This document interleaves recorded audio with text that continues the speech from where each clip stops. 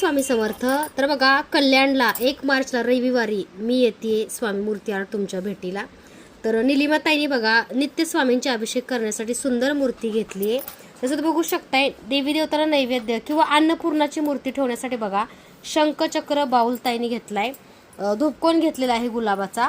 त्याजवर बघू शकताय सुंदर असा बघा नैवेद्याचा बाऊल घेतलेला आहे जो की कमळ आहे बरं का, कमळाचा नैवेद्य दाखवू शकता किंवा तुम्ही देवी देवतांच्या ह्याच्यामध्ये मूर्त्या सुद्धा ठेवू शकता।